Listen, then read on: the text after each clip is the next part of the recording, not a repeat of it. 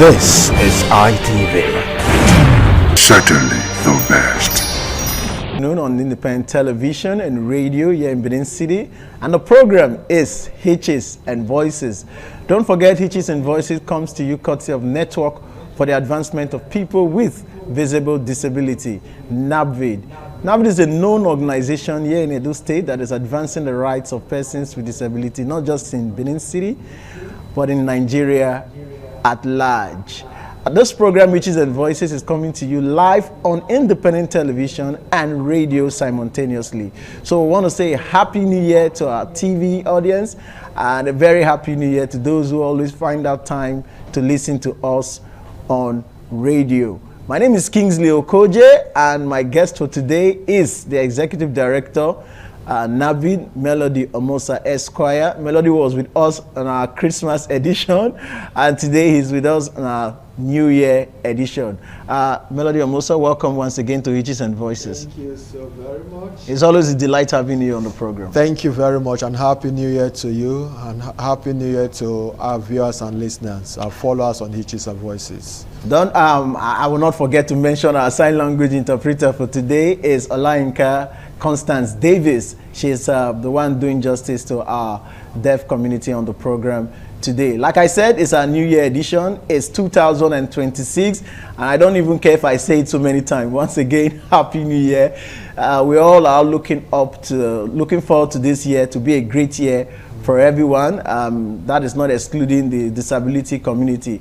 Last week on this program, the Executive Director, NABVID, tried his best to take us through a roll call of some of the achievements that the community of persons with disability enjoyed in the year 2025. And he is also optimistic that the year 2026 will indeed be another great year. But on the program too today, we'll try our best to also show you how NABVID decided to put smiles on the faces of persons with disability during the Christmas celebration. We'll take a clip from that event just to show you that NABVID is indeed in the business of putting smiles on the faces of persons with disability in Edo State. But on the program today, we're just going to project into 2026. I want to know what the community of persons with disability in Nigeria and indeed in Edo State, what they should look up to in the year 2026. And my very first question, of course, would be, what should we be looking forward to in this year 2026? All right, thank you so very much. Again, Happy New Year to our followers on Hitches and Voices. And I'm glad that we have a brand new year before us, a gift from the Almighty Himself. And as an organization, we're optimistic that this year will be a great one, and some of the things that we're not able to do in the past years, we should be able to record some very remarkable and significant successes this year, as far as deepening issues of inclusion and guaranteeing access for persons with disabilities in the polity generally. And that's our expectation, our prayers, and our work this year, to deepen advocacy, to elevate advocacy so much so that persons with disabilities will find respite in society, being able to be counted and being able to be mainstreamed into governance and development initiatives in Nigeria. All of what NABVID will be doing in 2026 will be centered around that. And I'm glad, like I said last year, we have a commission for persons with disabilities in Edo State. You know very well that we have one at the national, but Edo State was able to join the bandwagon last year when in March 2025 a commission was inaugurated. This is the first year, full year, that the commission will be operating. In fact, the first time they will have a budget to their name. So we'll be excited to see, we'll be looking forward and excited to see what the commission will do for persons with disabilities. But as a non-state actor, which NABVID is, we are going to be holding the commission and other agencies of government accountable. We are ready to collaborate where we can and also hold them accountable, pointing them to what by law and by the law of the land, which the Edo State Persons with Disability, and by other framework, both legal and administrative, what they should be doing for persons with disabilities. So that's what we're going to be doing in 2026 in the various aspects, just to be sure that people with disabilities have their fair share of governance in 2026. All right, I know over the years, or in the past 1 year, you've tried to partner with the Commission to give the Commission a good start. But I would like us to take it one after the other. Let's look at the area of education, which I know NAVID is very, very particular about. Education, like you always say, is a leveler for persons with disability. In the area of education, what would you want the Commission to do as regards to education for persons with disability in Edo State? All right. Before now, we have not only advocated for the education of persons with disability, we have actually practically bear some of the burden of seeing to it that we do not only talk about education, but also going, if you like, out of our way, out of the normal call of advocacy, to providing scholarship grants for persons with disabilities and assisting them with devices that will aid their education, such as providing laptops, computer, up to wheelchairs for those who need it. Because you say education, a lot of things, there are a lot of variables for that persons would aid education. That would, yes, a lot of variables. You are not just talking about reading and writing. Before you talk about that, one that is physically challenged, for instance, we need to be able to access the classroom, and where he doesn't have a wheelchair to do that, then education cannot happen for that individual. NAVID has not only talked about this, but we've gone out of our way to providing some of these assistive devices for persons with disabilities. We've also in the past advocated for a kind of tuition consideration for persons with disabilities in state-owned tertiary institutions, because at the time we found it quite challenging and demanding that we will go all out to source for funds for the education of persons with disabilities, and at the end of the day pay same fund to government institutions for children with disabilities to have access, knowing fully well that these institutions by themselves have barriers that would otherwise prevent the persons with disabilities from enjoying the facilities provided by this institution on an equal basis with others. For instance, I just mentioned sometimes we have to acquire wheelchair for persons with disabilities, right? You have a wheelchair as one that is as a user of wheelchair, and you get to school, there are no ramps, you have to find a way to access the classroom, you have to find a way to spend a lot of money to provide some of those things for yourself, which the institution ordinarily should be their responsibility. At the end of the day, you pay the fee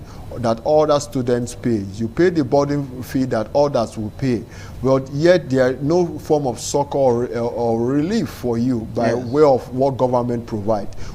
All of that has been done. We've asked that, there should be some form of rebate. We have also gone ahead to even develop for the Edo State government an education roadmap on how education can be brought closer to the people, persons with disability, progressively in a 10 years duration plan.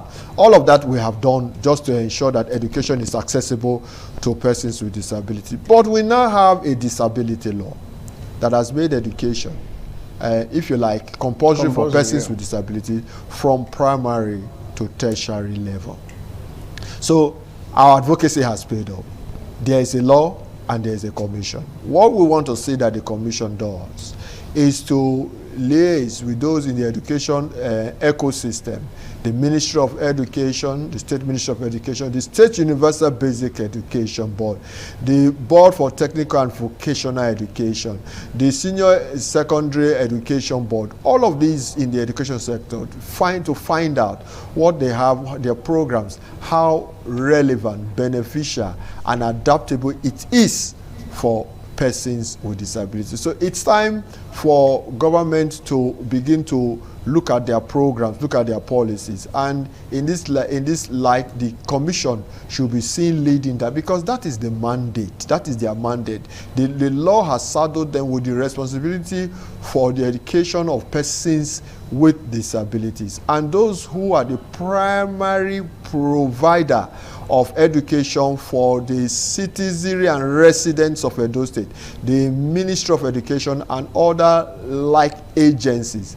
Government, and by that I mean the Edo State Commission, should engage them to ensure that their policies, their programs, their activities have persons with disabilities inclusive in those programs, so that you do not say that, oh, education is free, generally speaking, by the Universal Basic Education Law for the first 9 years of the educational journey of any child. Yet, there are no inclusive schools where persons with disabilities can access across the 18 local government areas of Edo State, for instance. So the commission, it's high time they started talking about this, and not just to talk, but to actually ensure that the relevant agencies of government does the All right, needful but let's be very practical about this now. I know that, like you said, NAVID designed a roadmap for inclusive education for the Edo State government. You did that quite well some time ago. I know that document contains some short, medium, and long-term strategy to make education inclusive for persons with disability, because we know that the universal law makes it compulsory for children generally, but the challenge that persons with disability are faced with is the issue of access to education. But what, in your view, would be a quick fix? Because we have a situation where the only primary school for people with visual impairment we have in Edo State is just one. It's in Benin here. A lot of children don't have access to it, and I'm aware that there was a bus provided to commute students to school. That bus has been down for quite some time. I'm also aware that students in Idia College will have to pay for their hostel fee, and most children with disability can't afford this, and as a result they are out of school. What, in your view, would be the quick fix for the commission to sort out some of these issues that persons with disability in Edo State are faced with? All right. The persons with disabilities should have access to education at the same level that their counterparts without disabilities should enjoy presently. As to quick fix, the first thing is for the commission to undertake an assessment of what is happening presently. And you mentioned that there is one school. I understand that there are about 3 or 4 others which are actually moribund. There were arrangements for some schools, they designated, but of course they do not have teachers, and so they are not able to admit children that should access those schools.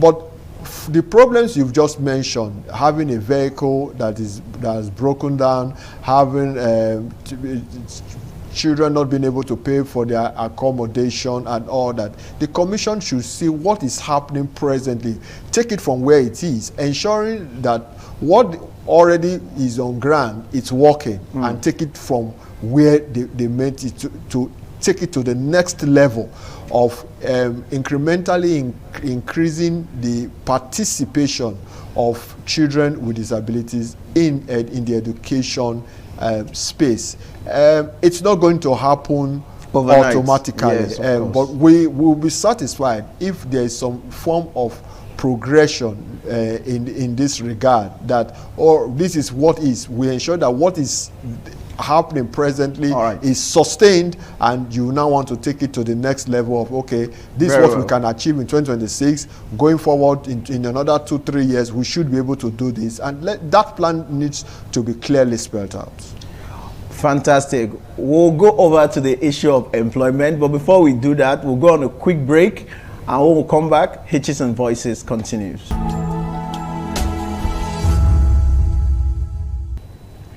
In case you're joining in, the program is Hitches and Voices on independent television and radio. Like I always say, don't forget we are on independent television and we're broadcasting on independent radio as well. My guest is Melody Omosa, and he is projecting into the year 2026 what he expects the Edo State Disability Commission to do for persons with disability. And he talked on education, the intervention he would want the commission to do in the area of education. Let's move to the area of employment. That's one area NAVID is also very particular about. What would you expect the commission, what would NAVID also be doing in this regard?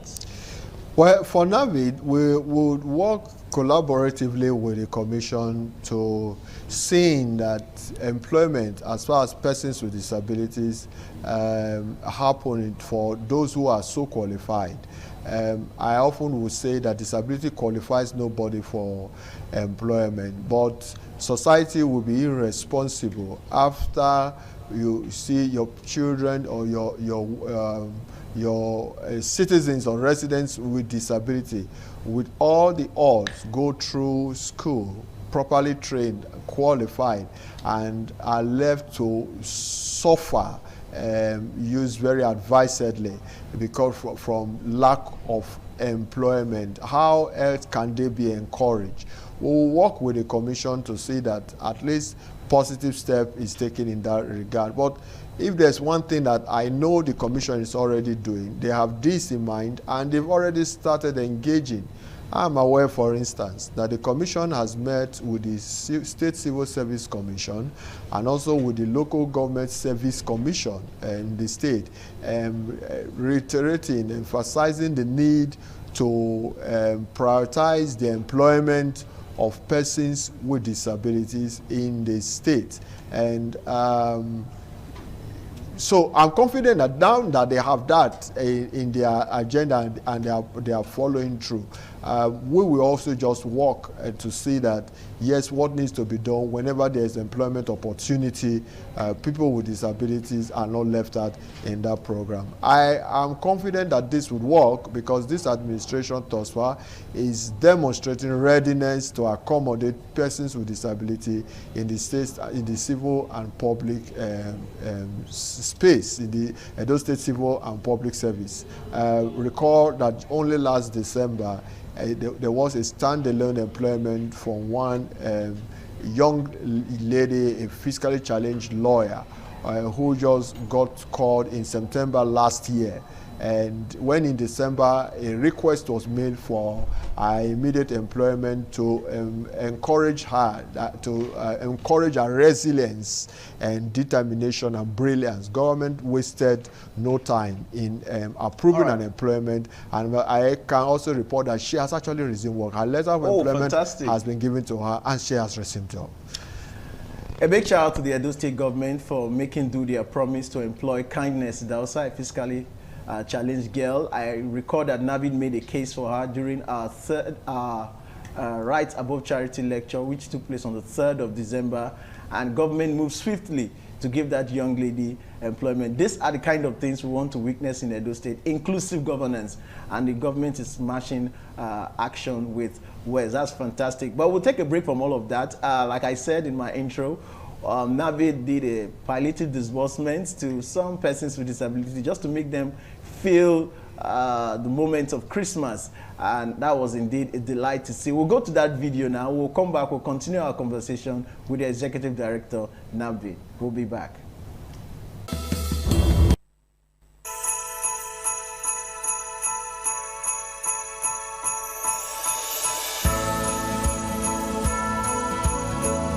I want to welcome you to this 2025 palliative distribution by NABI, a token for Christmas. First, we want to thank God Almighty for sparing our lives. That we are here in spite of everything that we've gone through this year. So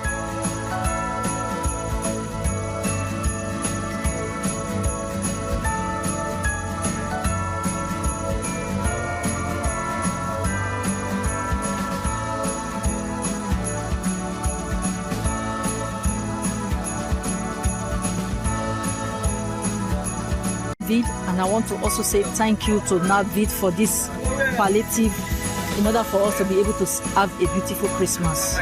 Thank you so much and God bless. That's how we roll at NAVID. A big shout out to NAVID for always doing what they know how to do better. But in rounding up very quickly, I would like to move to the area of awareness. The law is here, the commission is here.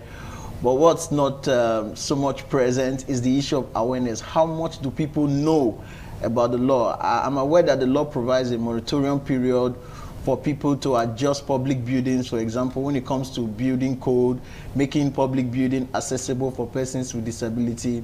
I would just like you to touch on these few areas very briefly, and looking forward to 2026, how NAVID tend to partner with the Commission in terms of awareness about the law and the Commission. Well, the relationship between NAVID and the Commission presently is symbiotic, and I think that we are emphasizing on the awareness. The law clearly mandates the Commission to create awareness about its existence, and the Commission will be encouraged to follow that part of the law so that persons in the society will be aware of the disability law and what their responsibilities under the law is. And so, yes, there's a moratorium of 5 years, and awareness will be created. No, but it's like the state law is 3 years. You don't wait. It's 5 years also. All right. You don't wait for 5 years before you start sensitizing the people and before the steps that need to be taken for modification of public buildings will be taken. Yeah. So we'll work with the Commission to create the relevant awareness.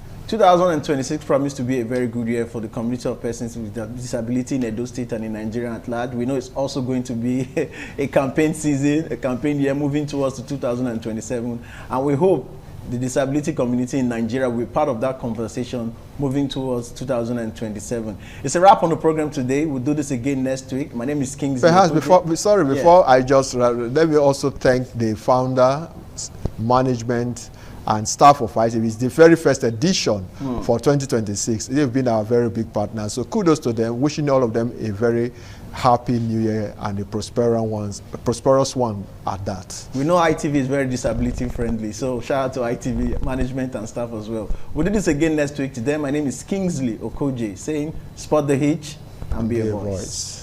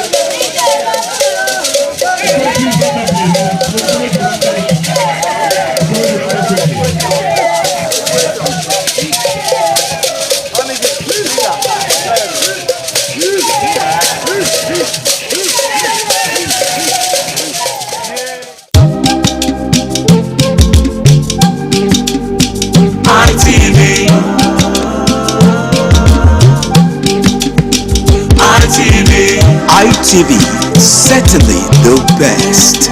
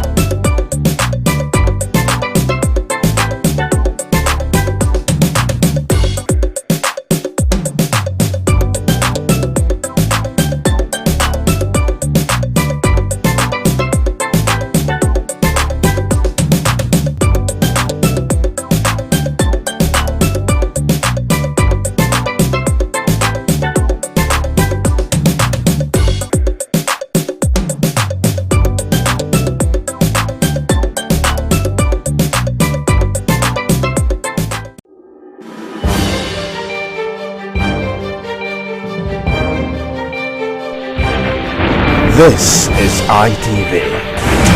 Certainly the best.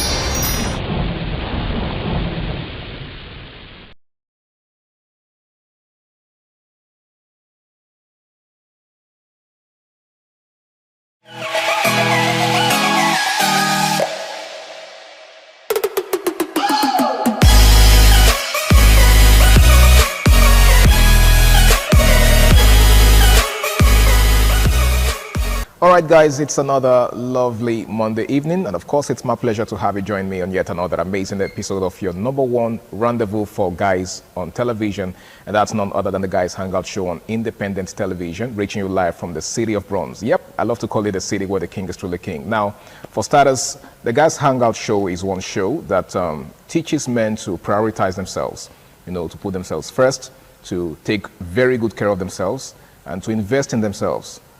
Only that way can they invest in others. There's a whole lot that's expected of men out there, right?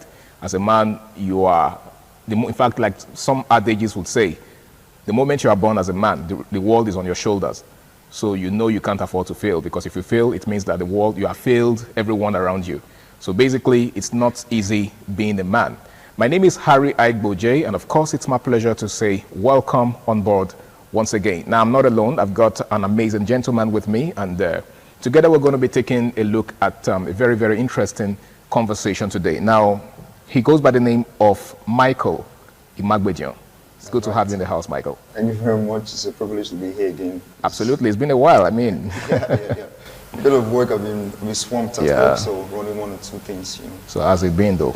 It's been great. It's been great. We have to make ends meet. Definitely. I mean, it's all part of what I said earlier, that, as a man, a whole lot is expected of you, so you can't afford not to, live up to expectations. Of course, yeah. In this rigid economy, you have to be rigid. You've got to be rigid. Of course, yeah. When times get hard, you go harder. Of course. All right, welcome on board. Thank you. Now, we're taking a look at a very important discourse tonight, all right? It's something that has to do with love, lust, and obsession. Okay, now as distinct as these three words are, there seems to be some sort of similarities between them. They are as similar as they are different. For example, love is defined by so many persons in so many ways. So if you ask like 5 persons to define love, for instance, there's a tendency that their definitions are going to differ. So, love is something that is based on people's experiences. So how I will define love is probably different from how you will define it. So if you were asked to define love, for instance, how would you define it? Yeah, thank you very much. Love is actually a very, very important thing, all right? And over the years, the word love has been bastardized by different persons. And I will want to define love as putting someone else's needs before yours, all right? So I want to make use of an example of a mother. Now, if a mother, maybe a child is ravenous and the mother is ravenous to you, hungry. See, if the mother has 500 naira, the mother will want to spend it on the child. That's because the mother loves the child. They want the love. Yeah, that's what they call the love, because the child needs to come before the mother. That's the example of love. Okay. You get, so it has to be putting somebody. Doesn't mean you have to kill yourself. Oh no. You get my point. Okay. So it has to be, you just have to consider the person first. Most of the things that you think about, the person comes first. Now maybe as a guy, you want to venture into business, you think about the lady. Join me, let's think, let's meet minds. Let's rub minds, yeah. Let's meet minds, you get. So that person's needs have to come before yours. Even if you are going to a job or particular thing, you have to consider the person. Will it affect this my partner? Okay. Will all my attention not be sold into this my job? So that's just the most of the concept about love. So in other words, love is putting someone else's needs before yours. Yeah, of course. Okay, so let's take a look at the next word in this context. How would you define lust? All right. I think the word lust is actually ambiguous. Okay. Yeah. In the relationship context, lust will be taken or carried away by what you see. Okay. What you hear. Being physically attracted to someone. Physically attracted to what you see. Okay. Like most guys today, they are moved by voluptuous ladies. They are moved by voluptuous ladies. They're not actually moved by. See, they just want to show off. They want to showcase that this is the person I'm with. There's this phrase or this cliche that people normally use now. They want everybody to comment God when in their post. Okay. So they're looking for trophy women. Of course. You understand? So this is that voluptuous lady. They want to. So they sometimes confuse that thing for love. Most of the time, they want to always call the person. They want to always see the person. They want to always go out to the person to showcase. It's not actually love. Okay. You get it. They're just moved by this. By the person's appearance. Of course, not actually what they feel. Okay. You understand what they feel from the heart. Okay. Just they are moved by the physics stuff. the flesh. Okay. You understand? So that's just it, basically. And then, of course, there's the third one, which is obsession. Obsession. You know, obsession is often mistaken for love, right? This is because when someone is obsessed, for instance, they tend to go the extra mile to do certain things that might suggest that they are actually acting in that person's favor. Yeah. But when you take a look at the extremes of those things that they're doing, you get to realize that it's really not love after all. Of course, yeah. That, you know, there's something else that's driving them. There's another driving force entirely. Yeah. So how do you know when someone is obsessed and not in love? All right. You know, this obsession thing is I don't know the point right now, but many persons are upset, but they actually think they're in love. Okay. All right. Now, for example, now most people in relationship, they don't want to give the partner breathing space. That definitely that's not love. If they're obsessed. They're crazily obsessed. Okay. Now, if you actually love someone, sometimes you want to give the person breathing space so the person can be happy. Okay, I'm at work and you keep calling me and you keep saying that person's voice I hear is that not the female voice that I hear. That will lead to jeopardy. That's not love. You're pushing me to the wall. Okay. You want to make me go crazy. I will not be happy. And in love, you have to be happy. There has to be a certain great amount of happiness. But this one, you are pushing me to the wall. I'll fall into melancholy. I'll start thinking like, okay, let me do what will please this person. You know, I want to please this person. Then it becomes bogus So life. the person begins to walk on eggshells. You understand? So I begin to live this kind of bogus life. I'll start pretending to please you. And of course, I won't be happy internally. And you won't be yourself. I won't be myself. I will not be pretending when you are there. And that's not really love. Love is I just have to be free. I can do nothing things where you are, and you like me like that. You get? Okay. So that obsession now comes with extremity. You understand? That's what I put it. Okay. Now we've seen several cases of men who went as far as inflicting bodily harm on, you know, people who they claim to be in love with. Yeah. You see guys who are in relationships and you begin to hear stories of them, you know, like I saw a particular video, for instance, on Facebook of a guy who stabbed his girlfriend in the belly and she was in the pool of her blood, right? I don't know what happened between them. I think the girl also harmed him somehow because both of them were bleeding profusely, right? Now, news has it that it was on account of something that happened between them. It was on account of, you know, the guy suspecting her of having an affair with someone else. Now, some persons have also argued that it is way better to just call it quits if you can no longer, you know, tolerate certain things rather than going as far as inflicting bodily harm. Now, wouldn't you consider that an act of obsession? Yeah. That should be a wonderful example of obsession. Okay. Yeah. See, the person that you love, you don't want to see them hurt. Or you don't want to see them hurt psychologically, emotionally, physically. In fact, if you love a flower, most of the time, let me use that particular Chinese phrase. If you love a flower, you don't pluck it and eat it. You keep watering it. Okay. Now, if you love someone, so you want to watch it grow. You just want to watch it grow. You want to keep that. You want to see it blossom. You won't hurt them. You do everything. You be their vigilante. You want to protect them at all costs. So going the extreme to want to hurt someone, that's not love. But love will not push you. In fact, love will stop you from hurting the ones you claim to love. Okay, but some persons have also argued that first off, that's the example I just gave is an offshoot of jealousy or insecurity, right? And then there are people who argue that jealousy is a sign of love. That it takes someone who loves you to be jealous over you. All right. Okay. What's your take on that? Let me step into that. Okay. They said, I think there's this disparity between jealousy and insecurity. Okay. Jealousy is angry or sad. Somebody have what you want. Insecurity is you are scared to lose what you have. Okay. Then there's also the dimension of jealousy that suggests that, you know, you might be scared of losing someone. For example, you're in a relationship with someone and you are scared that the person you're with might be giving attention to someone else, which might lead to you losing that person to the other person. That's what I'm saying right now. Okay, so you think that is not jealousy? No. See, if I'm feeling insecure, I'm afraid that they want to come and steal something from me. The jealousy, like the denotative meaning of jealousy is like you're angry or sad that somebody have what you want. Okay. This your partner is already yours. Okay. There's no need to be angry or sad for that. But insecurity is you are scared to lose what you have. So people actually misconstrue both of them. You understand? Okay. You understand? That's what the concept about it. Now, we've seen people who claim to be in love, but if you tell them, okay, for example, there are some ladies that will tell you that, say, some guys cannot stand a sexless relationship, right?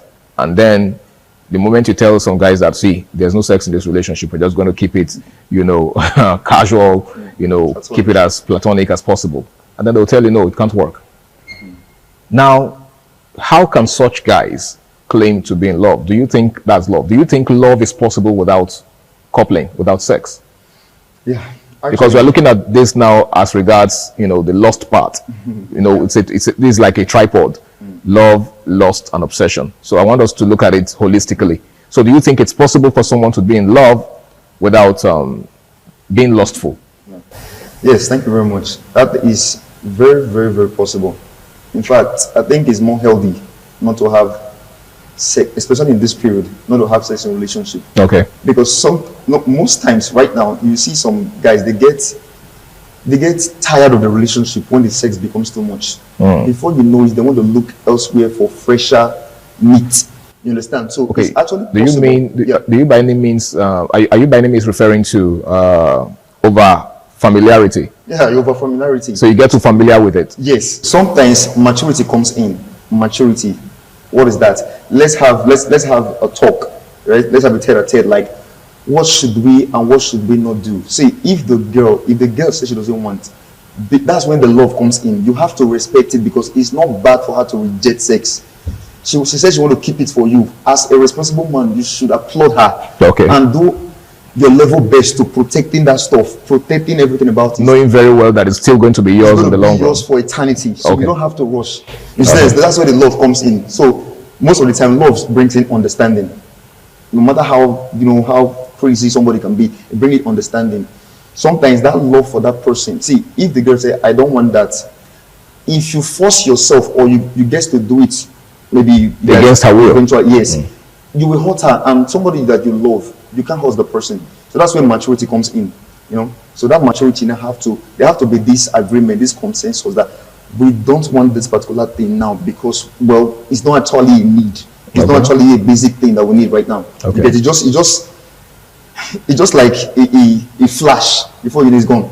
You know, sex ends once it ends in bed. It doesn't continue. Okay. The feeling is ethereal. We know that. Okay. But it's just, how do I put it? It's ephemeral. You get, it's just lasting for a very short time. Okay. You get, so it's not something that prolongs. So if you really, really love the person, you want to see reasons why the person say, "I don't want, and I'm not keeping it for you." That's better. As a man with sagacity, you need to understand that. Okay, I'm good with it. Okay. You get, and you flow with it, and you see everything going smoothly. Understand? All right, thank you very much. Just in case you're just joining us, it's the Guys Hangout show on Independence Television, and tonight we're taking a look at love, lust, and obsession. Now, it's a very interesting topic because, like I said in the opening, these three concepts are closely knitted. They are closely related, and if care is not taken, there's a tendency for you to get them mixed up, right? But they are, three distinct concepts. All right, now, Mike. Yep. You said earlier, just before I interrupted you, that there are people who feel entitled to a woman's body. There are guys who believe, just because they're in a relationship with a lady, they should have unfettered access to her body.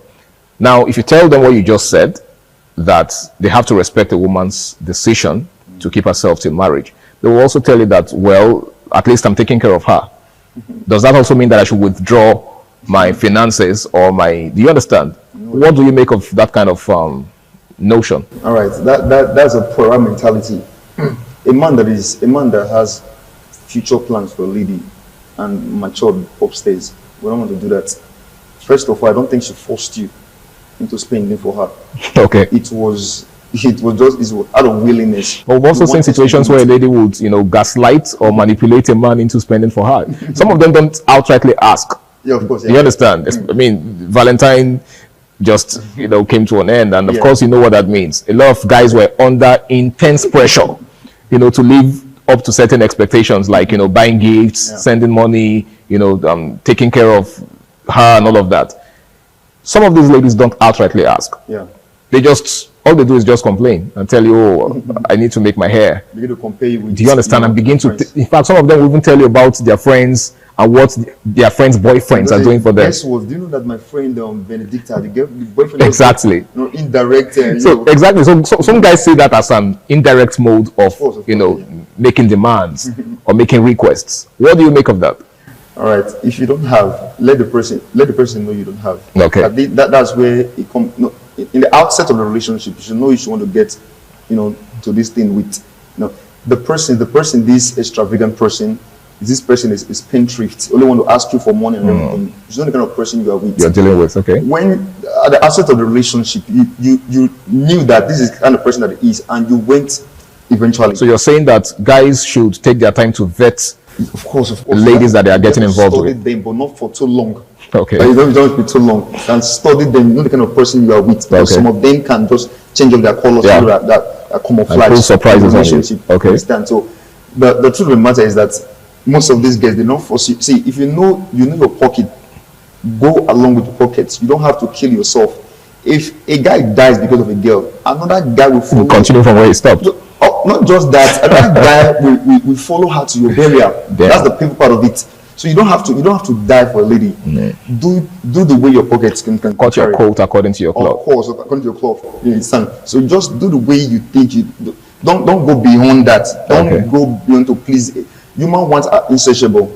You can borrow 1 billion for her. She will still go for somebody that will give out 5 million. So just do your level best and leave the rest. Understand? So a mature lady will understand. A mature lady, of course. I think that's very key, because the sad thing is, a lot of, just like you said, a lot of guys do not take their time to study the kind of ladies that they're getting involved with. Moved by what they saw. Let me just go into a bit. Later, we'll begin to understand ourselves. Sometimes predicament begin to come up.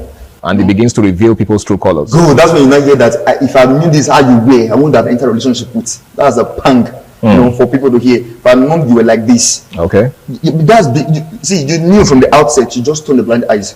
So you mean guys tend to ignore the red flags from the start? They just tend to, beg, and this is the kind of person I want body-wise. Just enter, but later they begin to see some terrible things. Surprises. Okay. You understand? Now, you said something earlier about the fear of losing, one's partner, as one of the reasons why some guys do what they do, right?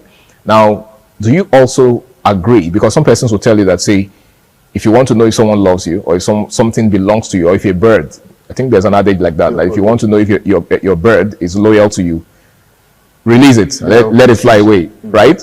If it comes back to you, then it's yours. But if it doesn't come back, then it means it was never yours in the first place. Do you think that rule also applies to relationships? No, of course. Yeah, somebody that really loves you will not want to see you be alone. The person will wants to be with you. When, like, not in the case of the obsession. Okay. He wants to be with you. He wants to ask about you. Like, he wants to check up on you. Wants to know what's up with you. I just want to know if you're okay. Oh, you're busy. All right. We can talk some other time. Maturity. So the person that really loves you want to stay in thick and in thin. No matter. See, the person that really loves you, if a problem arises, he won't threaten you with, I will just leave you. We'll break up. That's childishness. The person that really loves you will be like, okay, after the altercation, all right, it's okay. All right, what's the way forward? Can we sort things out? You know you were wrong. I'm wrong, actually. I'm sorry. But you know you were wrong, and I will not want that to repeat itself. Be a smooth relationship. Okay. Understand? So the person that really loves you will not want to leave or threaten you with, I'm going to leave, and the kind of stuff. Understand? Now, how do you deal with this fear of losing a partner? Do you think it's a sign of insecurity? Or do you think it's a healthy feeling that anyone that's in love should have? Yeah, but it should not be too extreme. Now, if I love my phone because it has so much content, I will not want to lose. I'll protect it with my life. In fact, when I bought the taxi, I always remove it in my pocket and hold it in my hand. That's because of the value I place on the phone. Okay. Now, if I'm afraid to lose someone, to me, is one of the peak of love. If I'm not afraid to lose you, it means you don't love them. No worth to me, and there's no love. I've gotten what I want from you, then you can go. But if I have this menial phobia to lose you, Okay. of course, it means that there is love. That's just the concept about it. So your partner must have this tiny fear, like this insecurity. It mustn't be jealous, because sometimes jealousy leads to something crazy. Okay. Your emotions will just get the better part of you, and you see yourself doing things that you are not actually are or didn't plan for. Okay. So that tint of insecurity is actually good. It's actually a good sign. It's a green flag to me. So your partner must have this a little bit of fear, like of not wanting to lose you. Of losing you. Okay. Now let's take a look at the concept of patience and perseverance, right? As regards love, as regards relationship. Do you think people of this generation are patient enough? Do you think they persevere enough? Because a lot of times you hear stories, or you hear people say stuff like, "See, I have zero tolerance for nonsense. If you misbehave, in fact, I can't even tolerate any drama from anybody." Like, everybody is just so quick to move on. So do you think that's healthy? I think it's fearfully unhealthy, because then we're in the Gen Z era, whereby people just believe relationship now is more of sex. If you see some guys now, some guys can have their friend, you are very foolish for not sleeping with this girl till now. You understand? So that kind of particular pressure now, it hits on the guy or the girl. Okay. Or maybe a girl is not actually gaining so much from the guy. There's this pressure from the friends that you're not actually gaining from this guy. Okay. Now, for the patience talks inside. Now, the patience there is not actually there anymore. They just see, most of the females want to make quick money. They just want to. They think that a relationship now is an asset. Is like a means of getting money. So if you're not, so it's a means to an end now. Of course, like if you are working and you're not giving them, they keep giving you some signals. Okay. Like, see, I'm giving you from now till this particular period. And if you can't live up to expectation, I want to buy this bone straight or bone bend, whatever. If you're not able to meet up to the time, I will quit. They will threaten you, Okay. and that guy will fall into depression or melancholy. All right. You understand? Okay, thank you very much, Michael. I really wish we had more time to, expatiate on this. We really do have to go. I want to say a very big thank you to you for being a part of the show. We've been taking a look at love, lust, and obsession. Now, these three concepts are very, very related, but at the same time, they are different. They are distinct. Okay, but here's the most important thing in all of this: whatever you do, ensure that you do it in the spirit of love, right? See, there's a tendency for us to be selfish sometimes, right? We just get carried away by what we need and what we want, but it must not be at the expense of someone else, okay? Yes, we advocate that guys should prioritize themselves, but at the same time, you must understand that you do not exist in a vacuum. So whatever you do, put the interest of your partner into consideration. It's been the Guys Hangout Show on Independent Television. My name is Harry Aigbo J, and until I come your way again, same time, same station next week, this is me saying stay out of trouble and enjoy the rest of your night.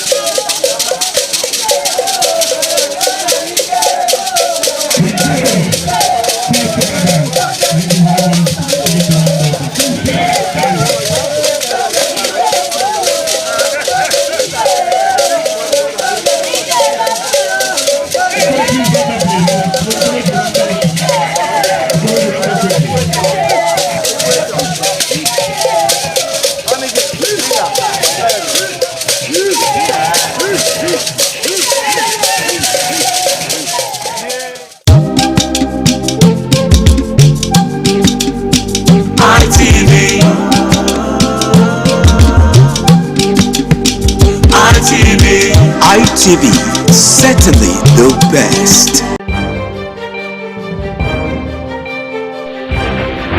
This is ITV. Certainly the best.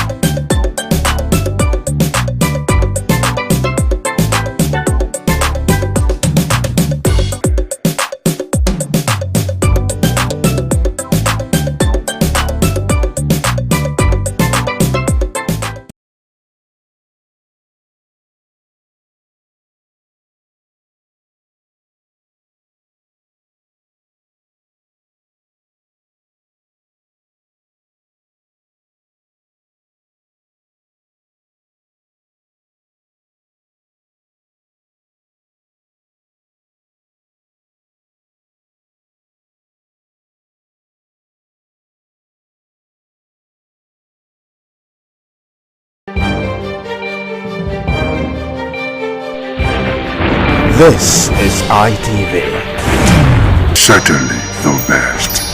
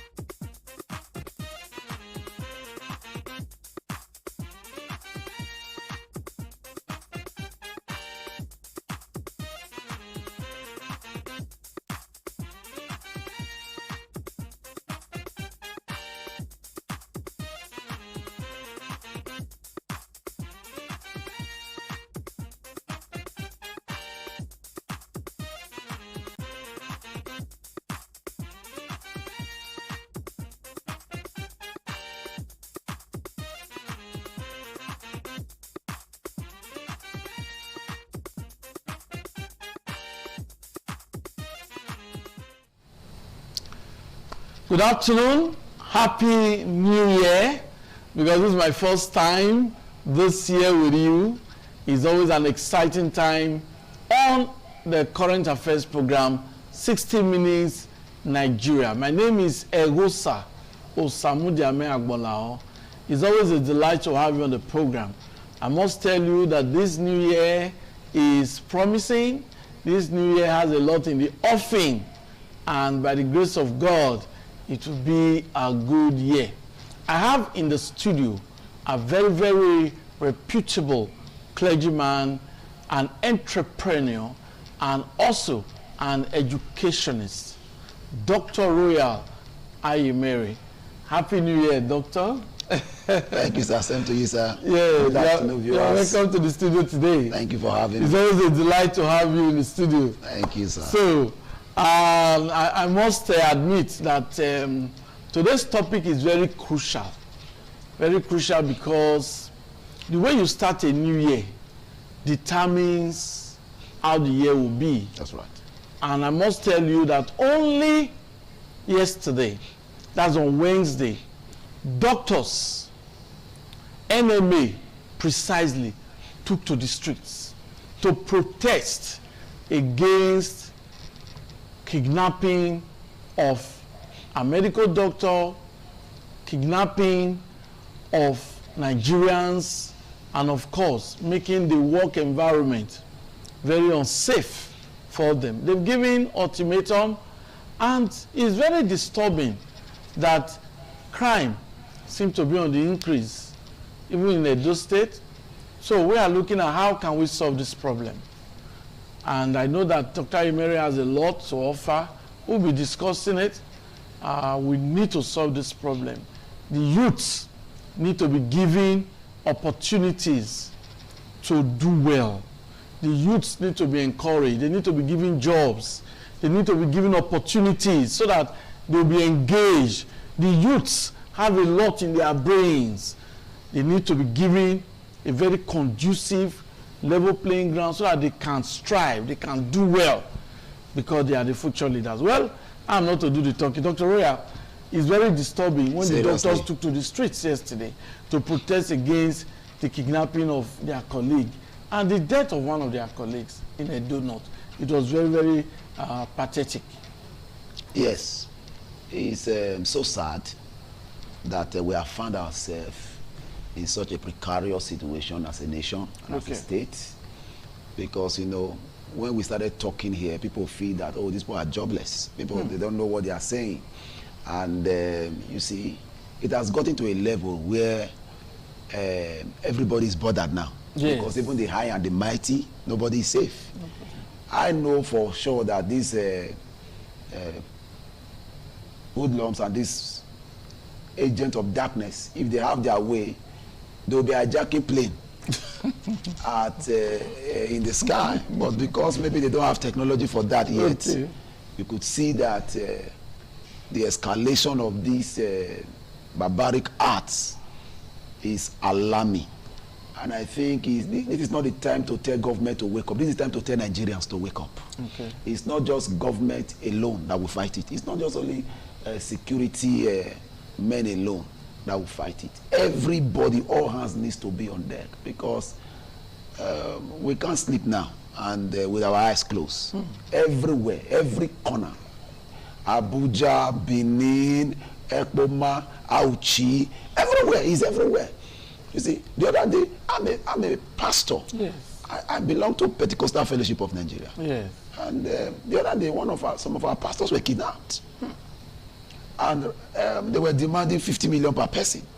Where will they get such an amount of money? Because, you know, when people who have been making money from this, they have friends that they discuss with. They have neighbors they discuss with. Oh, you see, this is the business we're into. This is what we make. This is what we make. It has a way of motivating people to say, okay, show me how you do it. That's what we see. Because if the people who sponsor these people, who are behind these people, are brought to book, I'm very sure in no distant time, this matter of this kidnapping and all, it will die down. Okay. And I think government should also wake up, because when people do not have alternative to survive, crime becomes an option. Yeah, but I think we should have a direct message for His Excellency, the Governor of Edo State, Senator Monday Okpebholo, because doctors in Edo State protested on Wednesday. They took to the streets and they are threatening to down tools if the environment is not rejigged in their favor.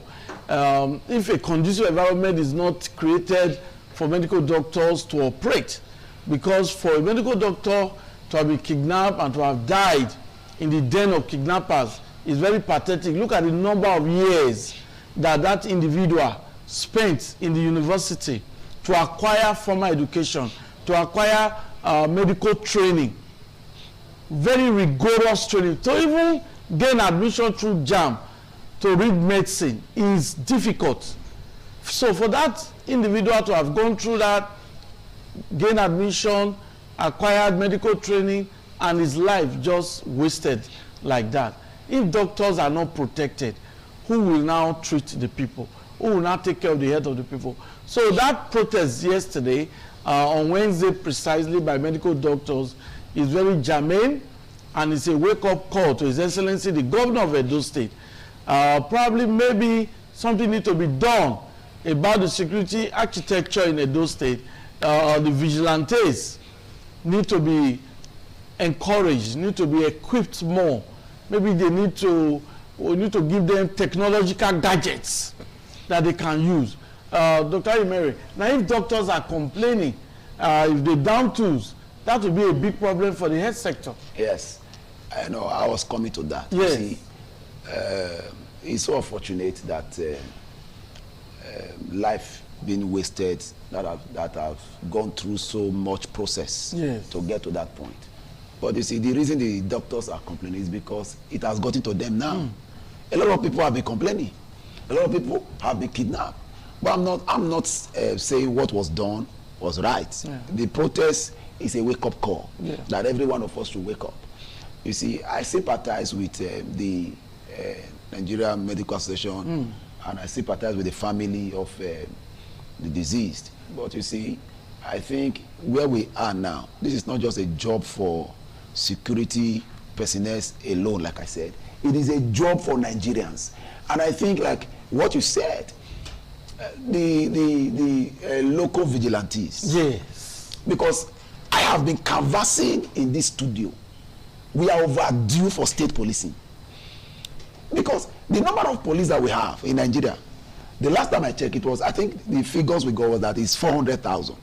And inside this 400,000 to police about 200-something million people, there's only a shortfall. And this 400,000, you have private police, people who follow big men, who follow companies, and the rest of us. So maybe the ones left may just be 100,000. Now, but we don't really have the statistics data to really ascertain. Go to some police stations and see how many police officers will you find there. So we have been clamoring here, for state police because we are overdue for it. This job has overwhelmed our Nigerian police force because they can't do beyond them. This is where we are now is the best they can offer. So I think the governor of Edo State, let's take a lead. I think Ondo State, there's what they call Amotekun there. Yes. You have another one in Lagos. You have different states bringing out. I think Kano just launched one about 2 weeks ago. Okay. Where they go to the bushes and the rest of that. They gave them training. The government trained them, armed them to join, to work with police and the rest of that. I think nothing stops Edo State. Even the Amotek you just mentioned, they have acquired drones. Yes. For surveillance. Yes. For area surveillance. Yes. So as it is, nothing stops Edo State government, because if you look at these local vigilantes, they are very effective.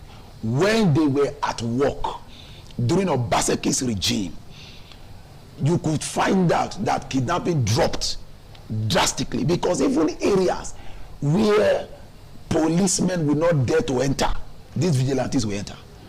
And collaborating with the police, we saw insecurity dropped drastically.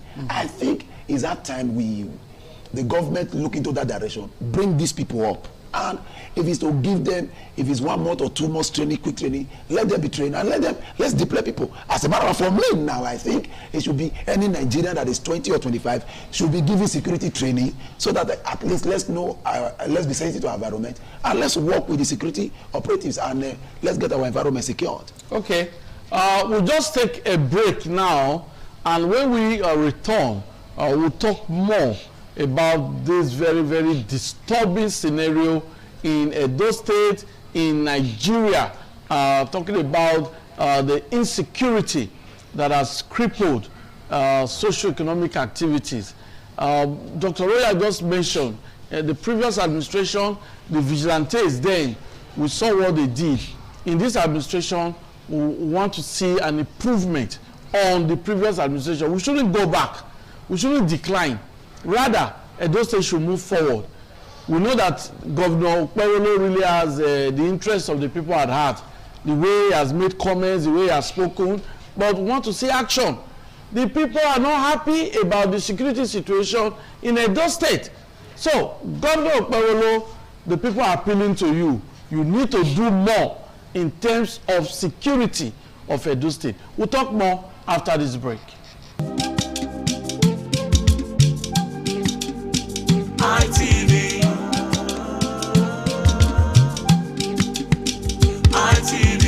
ITV, certainly the best. Okay, it's a delight to have you back. It's a 60 Minutes Nigeria, the very, very wonderful program where we dissect national issues. So once again, Happy New Year to you. Just joining us is another very reputable clergyman, analyst, and a businessman as well, Dr. Emeka Ekura. Nice to have you. Thank you, Balago. You look sweet. Thank you. You look good too. Happy New Year, my brother. Yes. Thank you, sir. Happy New Year, everyone viewing us in Nigeria and outside Nigeria. We are supposed to be happy, but we are not happy because we started the program by mentioning the protest by the Nigerian Medical Association on Wednesday, protesting against kidnapping and issuing an ultimatum that if certain things are not done, they will down tools. If they down tools, the people will suffer because they are still working now. People still have problems with their health. Talk less of when they are eventually officially down tools. So, what's your take on this very disturbing insecurity that has resurfaced again? In Edo now, it's very disturbing. Edo North is terrible. All right, let me quickly say, the Bible says in everything we should give God thanks. Okay. Let me establish that first. So we need to be happy. And as much as we are alive and God is still in charge, we need to be happy.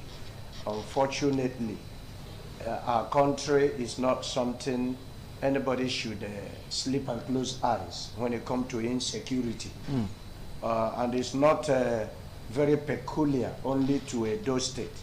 But there is an adage in my language that says, if you want to be fine outside, first and foremost, be fine inside your own house. Let me put it the way it is in Igbo language. You're from house fine before you go outside. Okay. So we talk of our own. And let me still appreciate the government on what they've been doing in the past. But every country, every state, every nation wants better things. Insecurity, like I said, is not just very peculiar to Edo State. It is everywhere. And the government supposed to be in forefront to make sure, according to the Constitution, they swore that their duty is to protect life and property.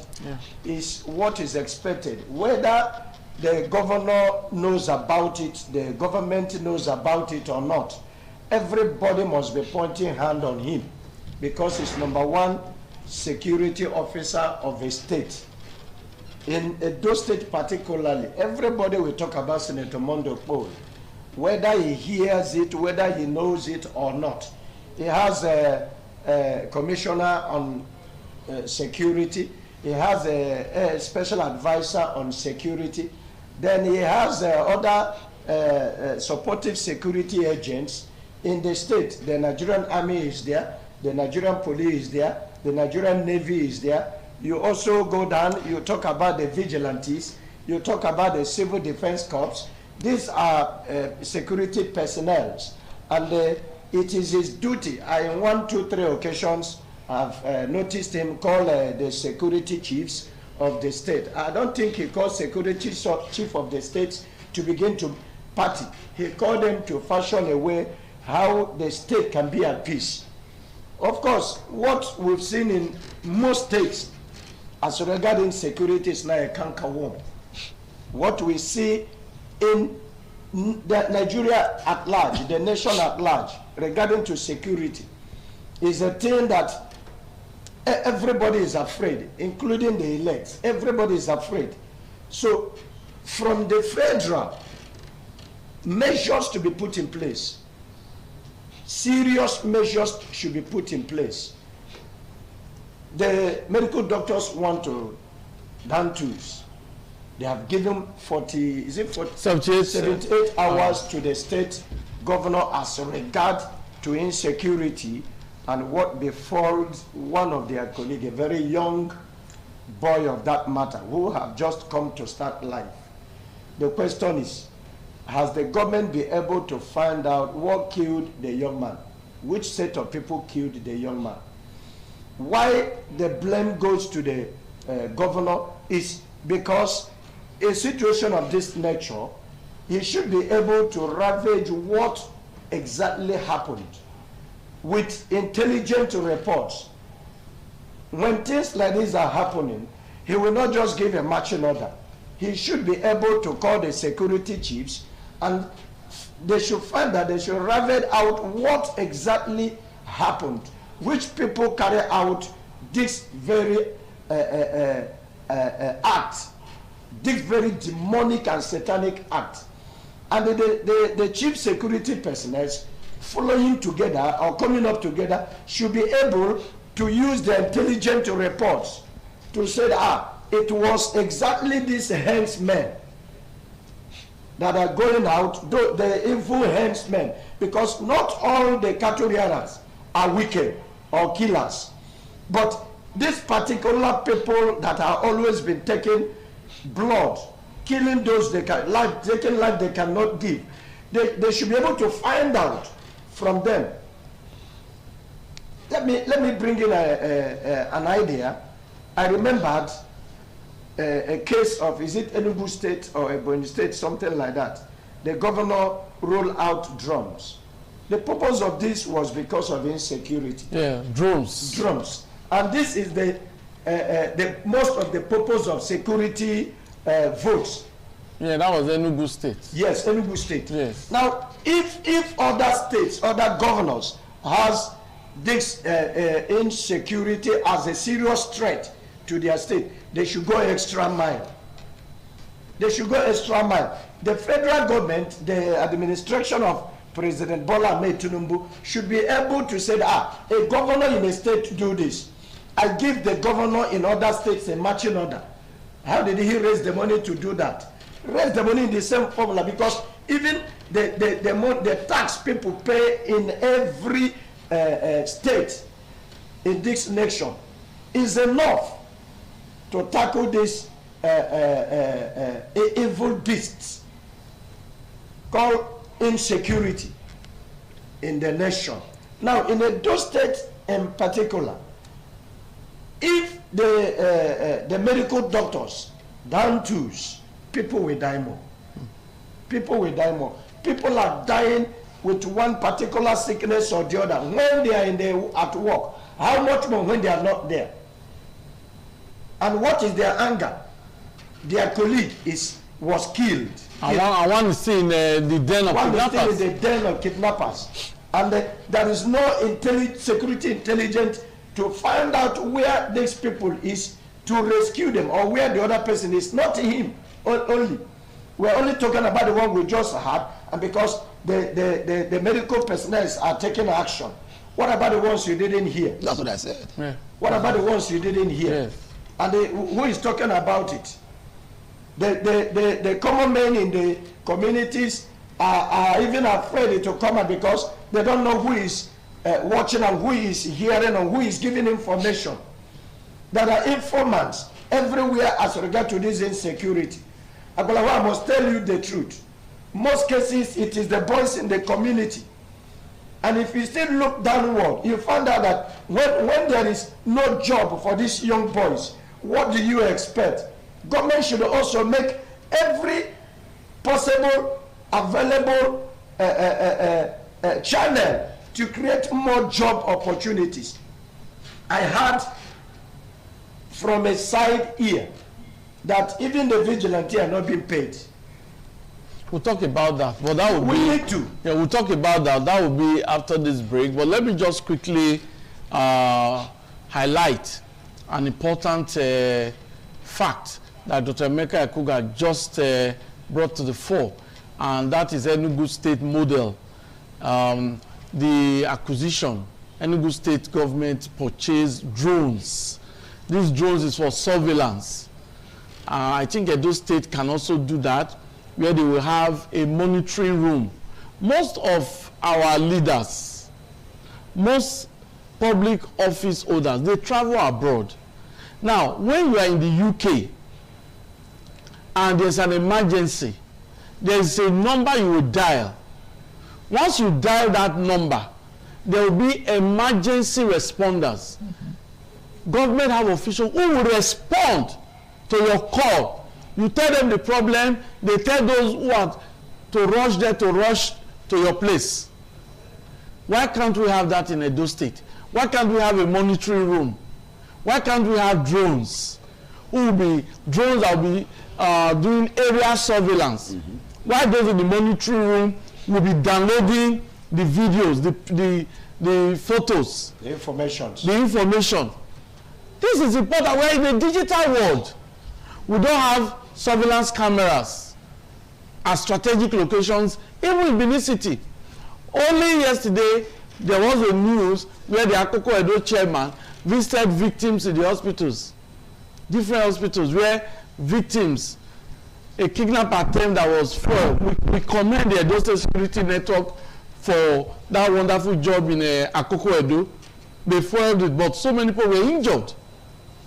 If they have equipment, if they have digital surveillance equipment, it will help. We'll talk more after this break.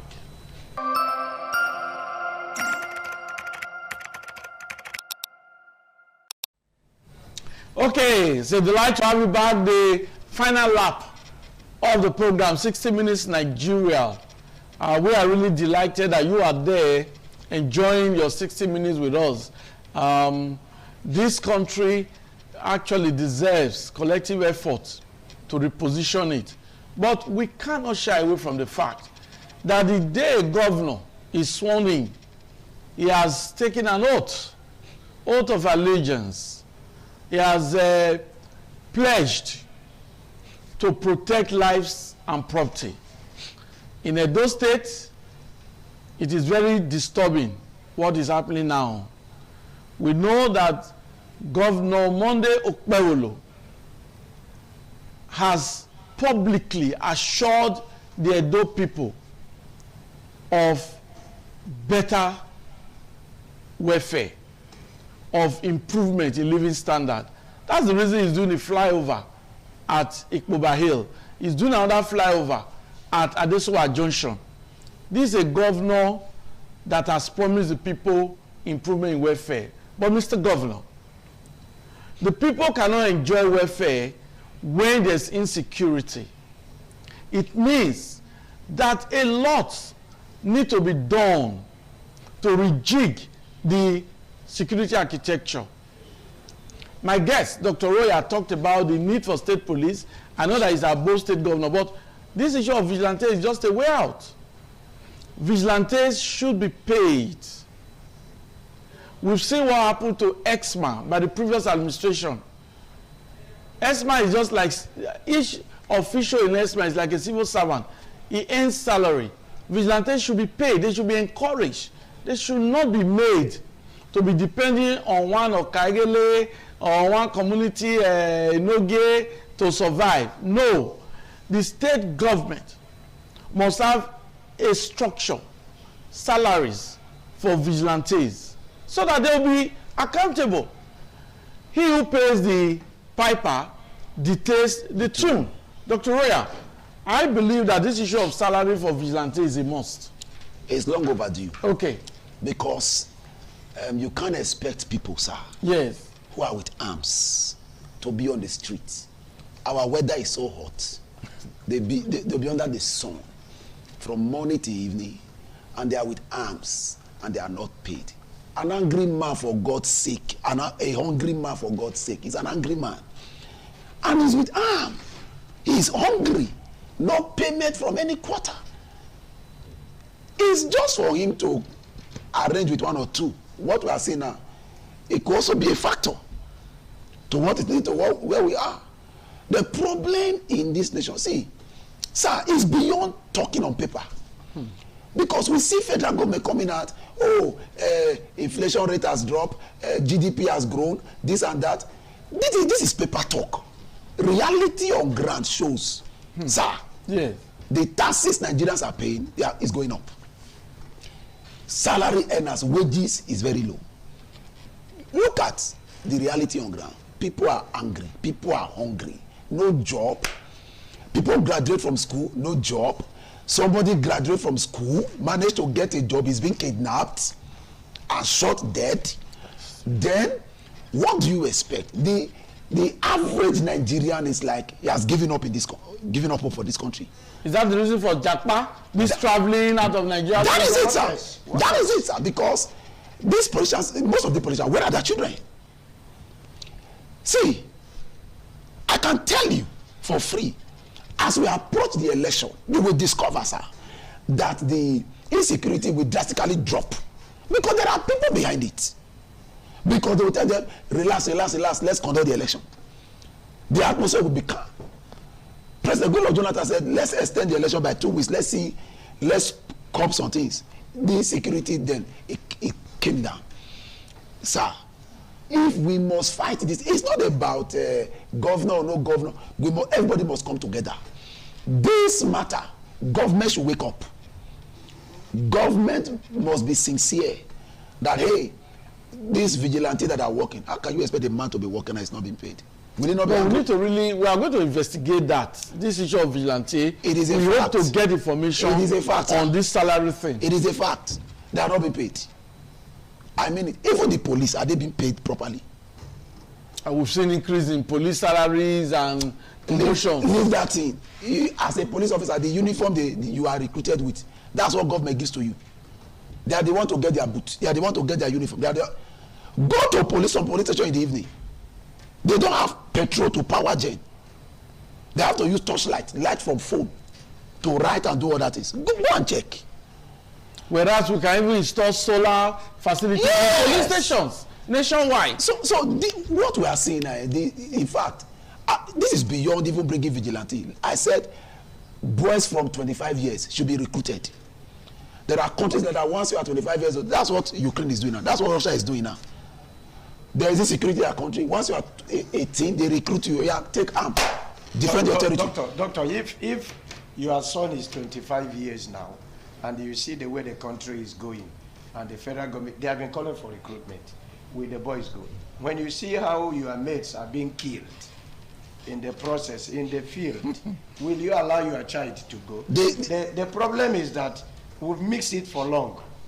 The Nigerian government has missed the security of the people for long. It's no longer democracy. We're no longer democracy. Those days when we were in school, we found out it was the government of the people, for the people, and by the people. How many times have you seen a government call a town hall meeting in an open place and said, let the people that are the government, the people at the government, let them come. Let's decide how do we do this. They do, sir. I am not during the election period. Town hall meeting. During election period. I'm talking about during the election. But it should be a regular thing. Yeah, that's what I'm saying. Yeah. After election. You should understand what I'm saying. During election period. I do. We understand. Now, I'm not trying to stop you from your information, sir. But let me chip in this before it gets out of my memory.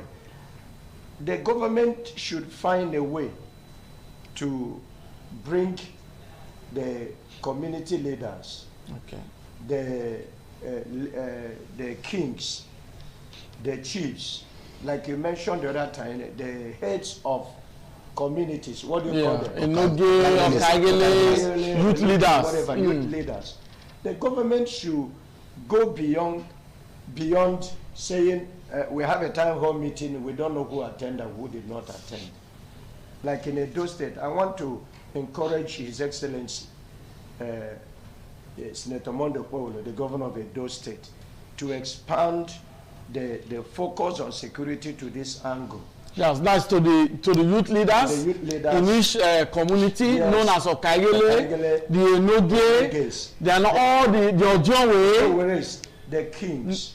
In the entire state. Mobilize them, bring them together. If we warrant you to go to Ogbe Stadium, where it will accommodate all of them, everybody, and as many that is within the leaders of communities, I think insecurity will come down. Because they will come and tell us what is happening in their communities. How can insecurity be tackled in their communities? You have a point because there. When Akoko Edo, what happened there was terrible. It was the Edo State Security Network that was able to fight the kidnappers that saved them from being kidnapped. And the Akoko Edo chairman visited those who were injured. Those who were injured in the different hospitals. Yes. So if this focus goes beyond what we're seeing in city here, it will go a long way, honestly speaking, because most cases it is those in the house. Another adage I used to remember, my father used to tell me those days. He said it is the rat in the house that goes out to tell the one outside that there's food or feed or fish in the kitchen. Yes. Honestly speaking, in every kidnapping incident, there is an informant. So that is where all these community leaders, youth leaders need to come in. How do we arrest this informant? Yes. It's when you have these people and you create a welfare package for these community leaders.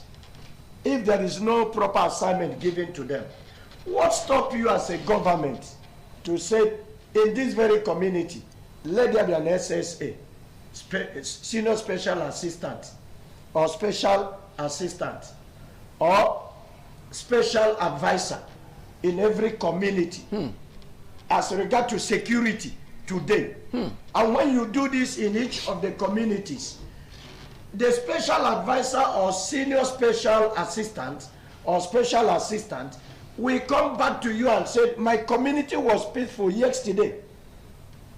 Align them up with the chief security details in your state, in Edo State. Like they report to the DPOs. DPOs goes to the area commanders. Area commanders go to the commissioner of police. Commissioner of police go to the assistant inspector general of police. Why assistant inspector general of police reports to the IG. IG in return goes back to the presidency. In the state, the commissioner reports to the governor.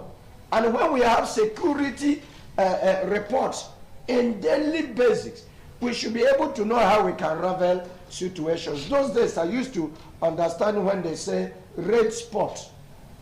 There are red spots. Hot spots. Hot spots. Black spots. Black spots. When you are going, you should be able to know from here to here is dangerous. You should know the time and the hour you should pass so place. Yes. These informations put together will be able to help us to bring down security threats in the state, whether in the village. We look at it only within this state, in the town. What about in the villages where farmers cannot go to farm? Somebody should be involved. Somebody should. He has done a great job.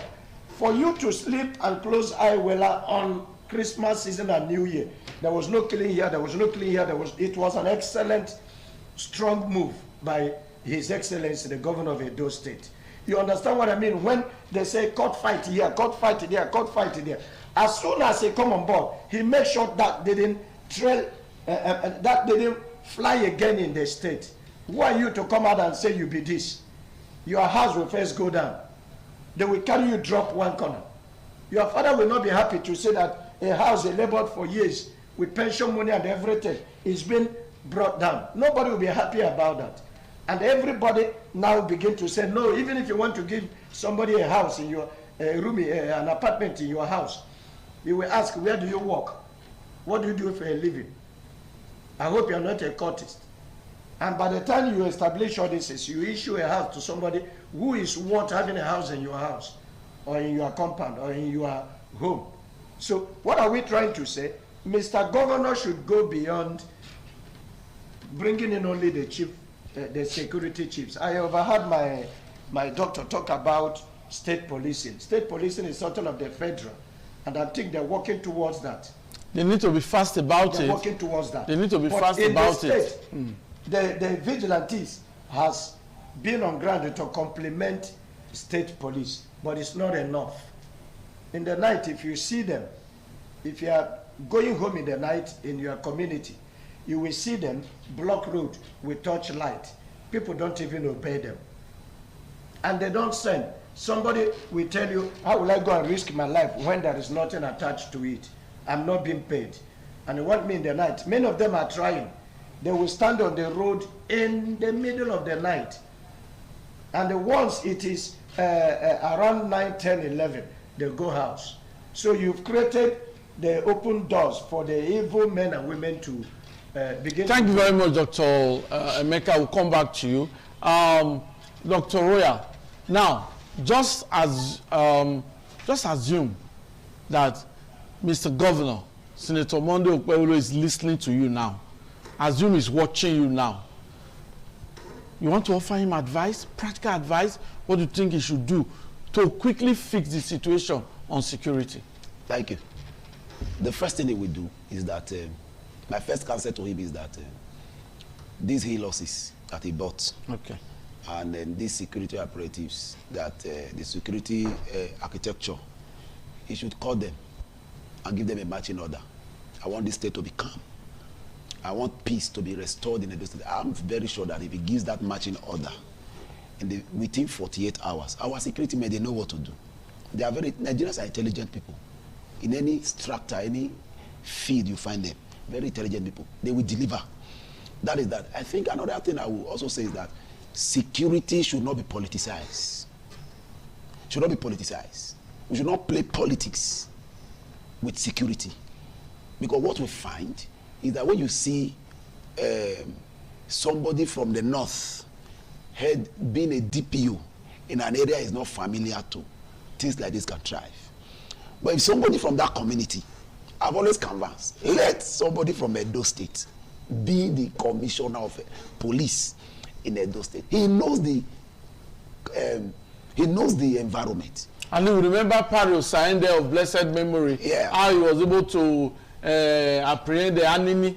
Yes. You know, in those days. Yes, he somebody from the state understands the terrain, knows the environment. In fact, if something happens, he knows the area to go to, he knows who to call and get the information. So the governor should not politicize security. And thirdly, our youth should be engaged positively. I know he's trying in that area. He has done a lot in that area, but we need more. Because even somebody from my own church has been recruited into his this administration, one of the programs they did. But I think we need more. Our governor should focus on agriculture, because that is the powerhouse of employment, not these white-collar jobs. You can't take much persons. He should focus on job creation, because once our youth are engaged, I can hit my hand on my chest and tell you that insecurity will die naturally. Thank you very much. Dr. Emeka Ekuga, advise the governor on what he should do to quickly fix the situation now, because we are going to conclude the program shortly. Yeah, my first advice to His Excellency is to always be on ground in regard to these security threats in the state. He has been doing well.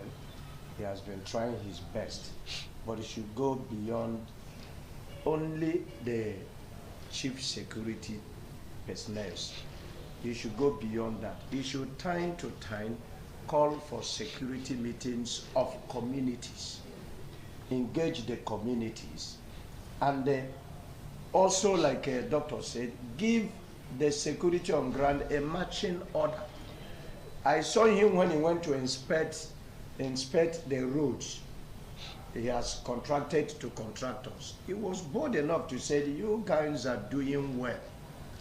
But and he threatened to revoke some. Yes, but some of you that are a kind of slacking in what you ought to do, look at what will happen to you. And you see then they wake up.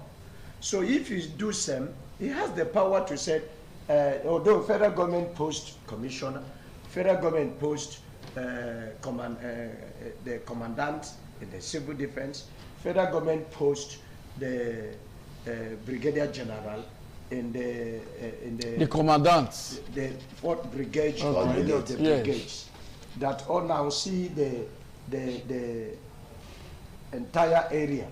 Now, if you give them a marching order, that I don't want to witness this, like what Mr. President have done a few days ago as regards, is it Zamfara or which other? Is it, can't remember the state like that. He give them a marching order and said, if you don't do this, I'm the chief security officer, I have what it takes to tell Mr. President, I don't need this person here. I think they will wake up to do more. They are trying. Security is trying. Security is about every one of us. If you see anything that is not good in your area, you report. And those who report, you should be able to protect you, not to sell you out and say that you bring the information. I think we will get it right. Thank you very much. I must commend Dr. Roya Umeri. Thank you for your time. Yes, and you've been able to actually outline important factors that can help the state governor to actually fix or tackle insecurity. I must also thank Dr. Emeka Ekuga. Thank you very much for the factors you've also aligned. Yes, you, but I must reiterate to our governor, distinguished Senator Monday Okpebholo, there's need for a situation room where it will be a digital room where they will monitor situation reports. We now have drones. We need to acquire drones. We need to acquire security cameras where the situation room will be linked to this apparatus. I don't know how they will do it, but those who know how to do it, who know IT, who are so good in AI, in technology and all that, they know what to do. You need to have a situation room. Then there's an emergency. There should be a number that can be called. In terms of security, I'm not saying fire disaster or no. In terms of maybe a crime scene. And that number will be accessible and there will be intervention. It will help. We don't want the doctors to go on strike as they have threatened. We need them. That's the show. Thanks for being a part of 60 Minutes Nigeria. Once again, Happy New Year to everyone. This year promises to bring out the best in you, to bring out the best for you. Have a wonderful day. Bye-bye.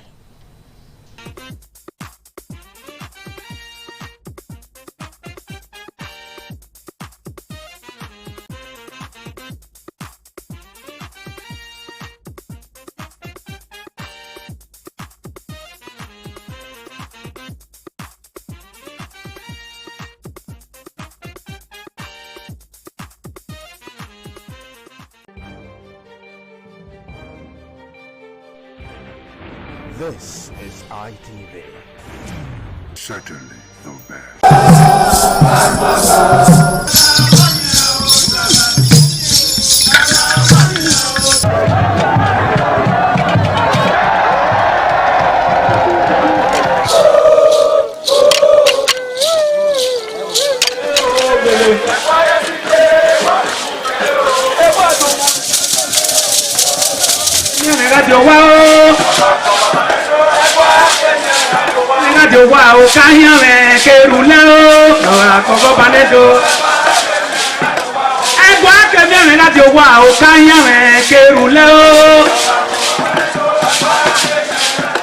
Ọmọ nọmba nedo ukwu akpọlọpọlọ Ewai II, Oba of Benin, performing during the 2025 Ododua Festival. Ododua Festival is unique as it was organized in honor of Ioba Omoni Hwoyeme, Ioba Ewai II, as part of activities for her burial rites. The rich traditions and cultural heritage of the Benin Kingdom were showcased when His Royal Majesty Ewai II engaged the floor to perform during Ugie Ododua in the palace ground in Benin City. In the dance performance, the Ogbelaka royal drummers supplied the needed impetus and rhythm for the dance.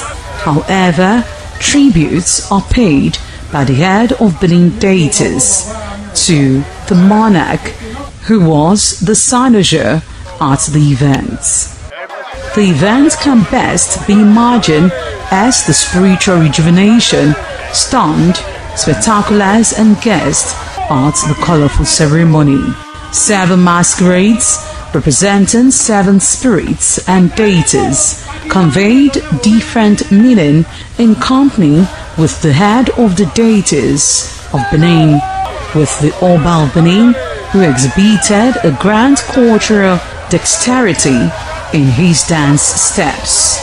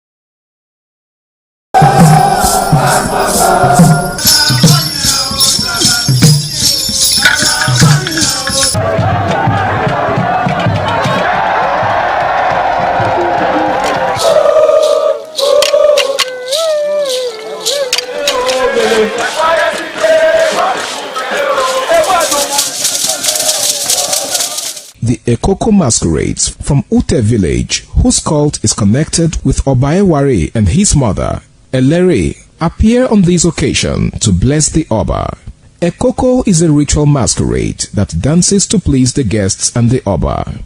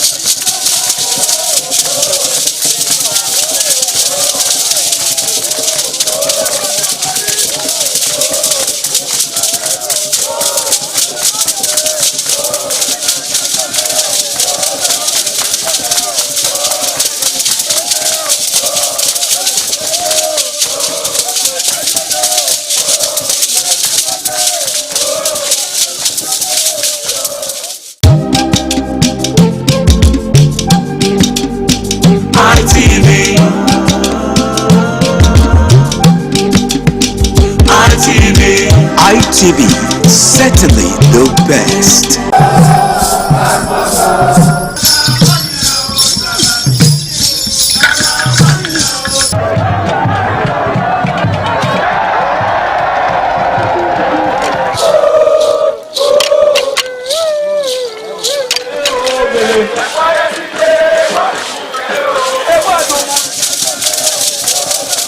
This is Aqua Game, a popular game in Africa played by our ancestors to entertain themselves after each day of farming.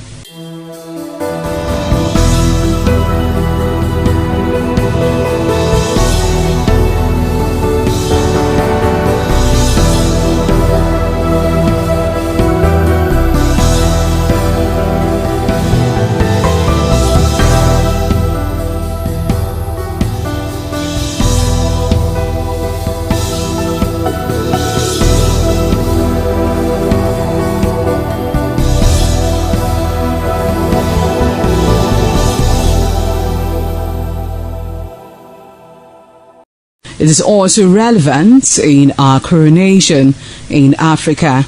It is a sport and indeed very interesting, as every seed had a role in the game.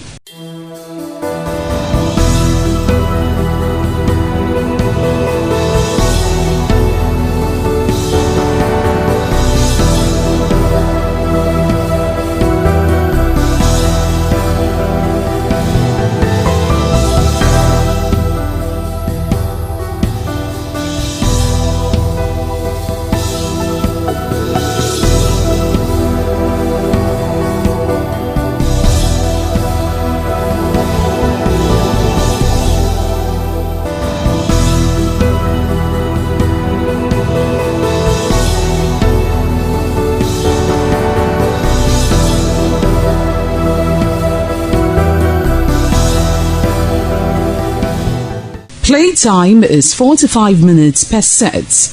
There is no age limit as long as you can spin aqua seed. Ayo or aqua game, known as the game of intellectual. This game requires a lot of mathematical skills. Aqua game is played with carved wooden box containing 12 holes.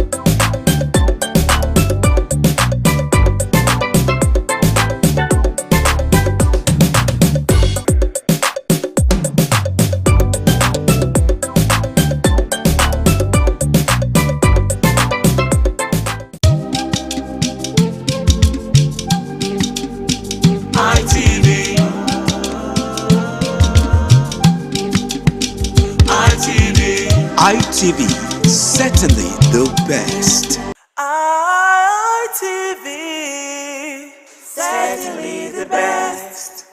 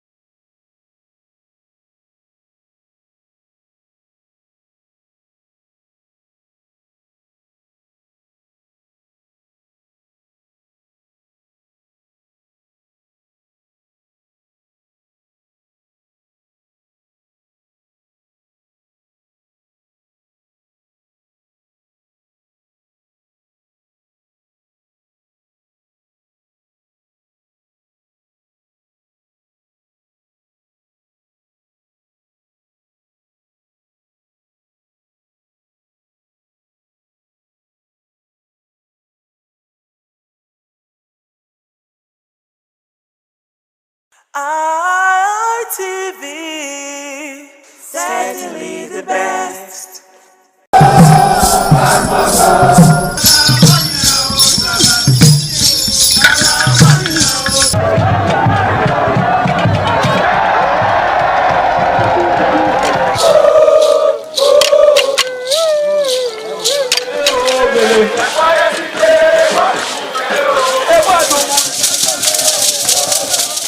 Omonoba Nedu Ukwakolopolo, Ewai II, Oba of Benin, stepped out majestically with loud crowd to perform the Sultan rites of his late mother, Queen Mother Ioba Omoni Ikoyeme, Ioba Ewai II, who departed this world 49 years ago.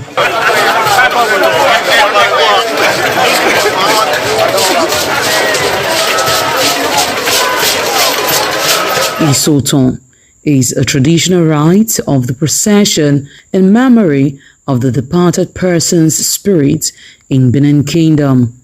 It is usually heralded by public display of the departed person's influence during their sojourn on earth. The display of a human effigy symbolizing the departed royal matriarch was preceded by the Oba of Benin, who led the procession from his palace to the Immortal Shrine at King Square in Benin City, where he offered prayers for the repose of the soul of the Queen Mother, Ioba Ewai II.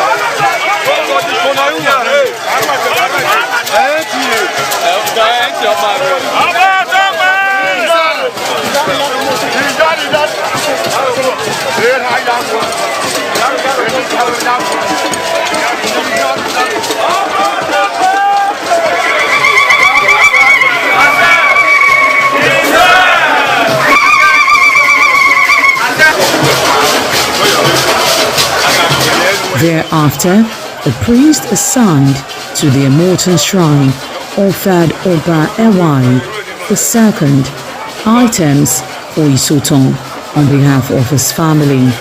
However, chalk, known as Uri, represented a mixture from royal fans after ancestral spirits were invoked to bear witness and announce his arrival.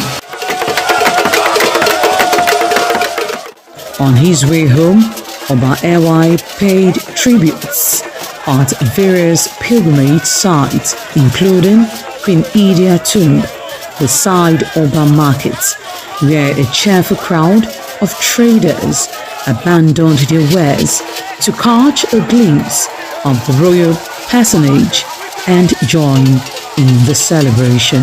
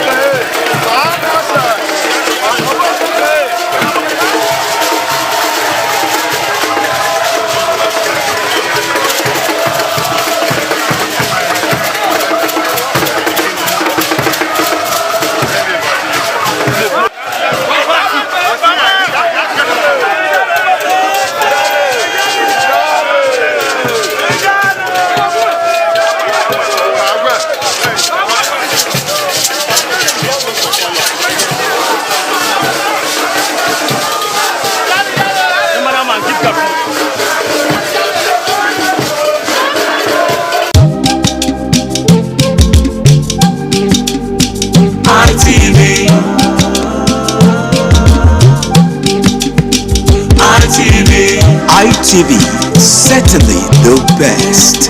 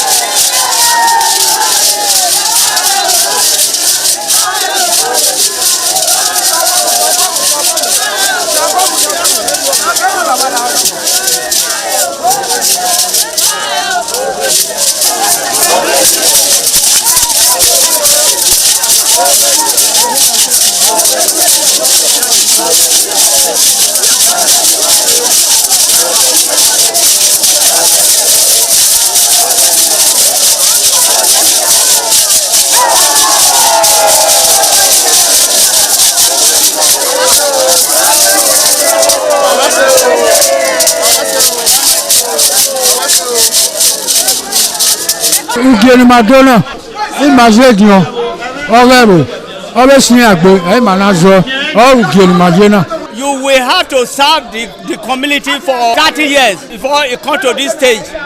They will ordain you ordain title. Then by then you are one of the elder. This year now, we don't read the year, so that's why we can do this year. Historically, joining the Elders Council, an individual must have reached a certain age and must have made significant contributions to the community through leadership, service, or other meaningful ways. There was jubilation in the community as sons and daughters of Okada, both at home and in the diaspora, trooped out to be part of the ceremony with various hymns of the initiates agog with festivities. Friends and well-wishers of those initiated into the Elders Council jubilated at the Ogwedion after performing all traditional rites. The elders, known as Edion, in company with their loved ones, danced to their various homes where guests and family members were entertained.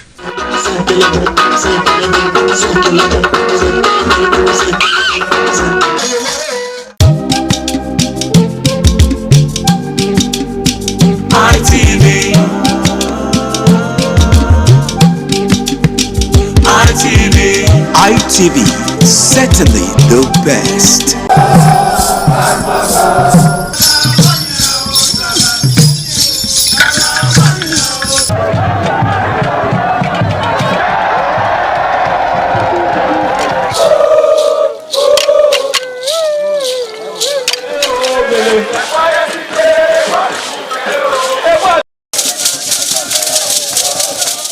evening of the initiation day, all the newly initiated Edion danced to the residents of the Odion Way and also visited some homes of the various senior elders, where Chief Elder Ogbeide Onwonse was very conspicuous, especially at the country home of Sir Chief Dr. Gabriel Osaro Igbenedion with his family on the night of the initiation.